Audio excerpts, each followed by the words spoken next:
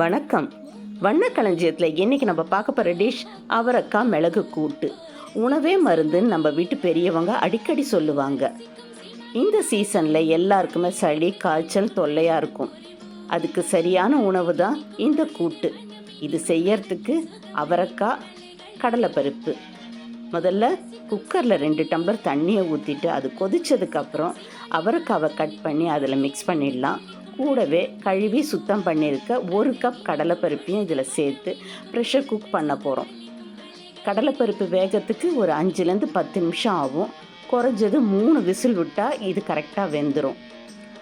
மழைக்காலங்களில் பெரும்பாலும் நம்ம மிளகு சேர்த்த உணவுகளை அதிக அளவில் எடுத்துப்போம். உதாரணத்துக்கு சொல்லணும்னா மிளகு குழம்பு, மிளகு ரசம், அது மாதிரி. அதே போல் தான் இந்த மிளகு கூட்டு. இது சுவையும் அதிக அளவில் இருக்கும். அதே நேரத்தில் உடம்புக்கு இம்யூனிட்டி பூஸ்டராகவும் இது இருக்கும். இதுக்கு மசாலா ஒன்று ரெடி பண்ணிக்கலாம். அதுக்கு மிளகு, பச்சரிசி, உளுத்தம்பருப்பு, இதை 3த்தையும் கொஞ்சமாக எண்ணெய் விட்டு மிதமான தீயில் நல்ல பொன்முருகலாக வறுத்து ஆற வச்சு மிக்சியில் போட்டு அரைக்க போகிறோம். மிளகு கொஞ்சம் தூக்கலாக இருந்தால் தான் காரமாக இருக்கும். அதே நேரத்தில் நமக்கு டேஸ்ட்டும் அதிக அளவில் இருக்கும். இப்போ அரிசி, உளுத்தம்பருப்பு, மிளகு இது 3த்தையும் நல்லா கிறிஸ்பாக வறுத்து தனியாக எடுத்து வச்சிடலாம். இது சப்பாத்தி, தோசை எல்லாத்துக்கும் மேட்ச் ஆகும். ரைஸோடு சாப்பிட்றதுக்கும் ரொம்ப அட்டகாசமாக இருக்கும். இப்போ அரிசியும் பொரிஞ்சு வந்துடுது. இதை அப்படியே ஒரு தட்டில் ட்ரான்ஸ்ஃபர் பண்ணி ஆற வச்சிடலாம். நெக்ஸ்ட்டு அதே கடாயில் இன்னும் கொஞ்சம் எண்ணெய் ஊற்றிட்டு 1 பெரிய வெங்காயம், 1 ஸ்பூன் கடுகு, கொஞ்சமாக தாளிப்பு வடகம், இது 3த்தையும் போட்டு நல்லா பொரிய விடலாம். கூடவே 1 கத்து கருவேப்பிலையும் இதில் சேர்த்துடலாம். புளியை நல்லா தண்ணியாக கரைச்சி வச்சுக்க போகிறோம். அந்த கரைச்சி வடிகட்டின புளி கரைசலில் உப்பு, மஞ்சப்பொடி, காரத்துக்கு மிளகாத்தூள், மிளகு சேர்த்துருக்கனால மிளகாத்தூளை கொஞ்சம் கம்மியாகவே சேர்த்துக்கிட்டால் போதும். இது 3த்தையும் நல்லா கையில் கலந்துட்டு நெக்ஸ்ட்டு நம்ம அந்த தாளிப்பு பொருளோடு சேர்த்து நல்லா கொதிக்க வைக்கணும். கையில் இது மாதிரி கரைச்சி எடுத்துக்கலாம். இந்த குழம்பு ஒரு தடவை நீங்கள் செஞ்சு பார்த்துட்டிங்கன்னா உங்கள் வீட்டில் இருக்க எல்லாருமே அடிக்கடி செய்ய சொல்லுவாங்க. அந்த அளவுக்கு டேஸ்டியான குழம்பு இது. இப்போது வெங்காயம் வதங்கிடுச்சு. நம்ம கரைச்சி வச்சுருக்க புளிக்கரைசலை இதில் ஊற்றி நல்லா கொதிக்க வைக்க போகிறோம்.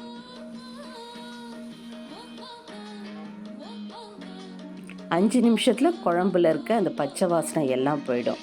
அதுக்குள்ளேயே ஆற வச்ச அந்த மசாலா பொருட்களை நல்லா ஃபைன் பேஸ்ட்டாக அரைச்சி எடுத்துக்கலாம். இந்த குழம்புக்கு தொட்டுக்கிறதுக்கு அப்பளம், வத்தல் இது மாதிரியான சைட் டிஷ்ஷும் நல்லாயிருக்கும். உருளைக்கிழங்கு, பாவக்காய் இது மாதிரி ஏதாவது ஒரு காயில் வறுவல் கூட இதுக்கு சைட் டிஷ்ஷாக மேட்சிங்காக இருக்கும். அரைச்ச இந்த பேஸ்ட்டை கொஞ்சமாக தண்ணி கரைச்சி இந்த குழம்பை நல்லா கொதிக்க வச்சுக்கலாம். இது கொதித்து குழம்பு கொஞ்சம் கெட்டியானதுக்கப்புறம் வேக வச்சுருக்க அவரைக்காய், கடலைப்பருப்பு கலவையோடு இதை மிக்ஸ் பண்ணி இன்னும் ஒரு 5 நிமிஷம் இதை கொதிக்க விட்டுடலாம். இப்போ ஆல்மோஸ்ட் இந்த டிஷ் ரெடி ஆகிடுச்சு. இது செஞ்சு சூடாக சாப்பிட்டோம்னா தான் இதோட டேஸ்ட் ரொம்ப நல்லாயிருக்கும்.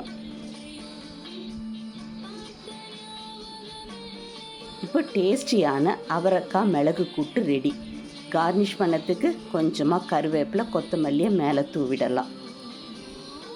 மணக்க மணக்க டேஸ்டியான இந்த குழம்பு ரெடி ஆயிடுச்சு. அடுத்தது என்ன, சாப்பிட வேண்டியது தான்.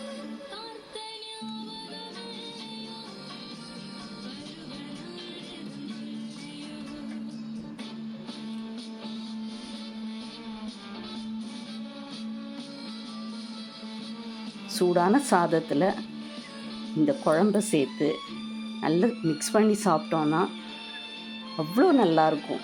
இதை சொல்கிறத விட செஞ்சு பார்த்தா தான் இதை நீங்கள் ஃபீல் பண்ண முடியும். டேஸ்டியான பாரம்பரிய சுவைமிக்க இந்த டிஷ்ஷை நீங்கள் எல்லாருமே செஞ்சு பாருங்கள். எல்லாருக்குமே ரொம்ப பிடிச்சிருக்கும். இது போல் ரொம்ப டிஃப்ரெண்ட்டான ரெசிபியை பார்க்கணுன்னா மறக்காமல் நம்ம வண்ணக்களஞ்சியம் சேனலை சப்ஸ்கிரைப் பண்ணிக்கோங்க. யூஸ்ஃபுல்லான வீடியோக்கள் உங்களை தேடி இன்னும் நிறைய வர இருக்குது. அதனால் உங்களோட ஆதரவு எனக்கு கண்டிப்பாக தேவை. முடிஞ்ச அளவுக்கு இந்த வீடியோவை உங்கள் ஃப்ரெண்ட்ஸ் அண்ட் ஃபேமிலியோடு ஷேர் பண்ணிக்கோங்க. இந்த சீசனில் எல்லாருக்குமே பயனுள்ள ஒரு உணவு குறிப்பு தான் இது. பார்த்து எல்லாருமே செஞ்சு பாருங்கள். தேங்க்ஸ் ஃபார் வாட்சிங்.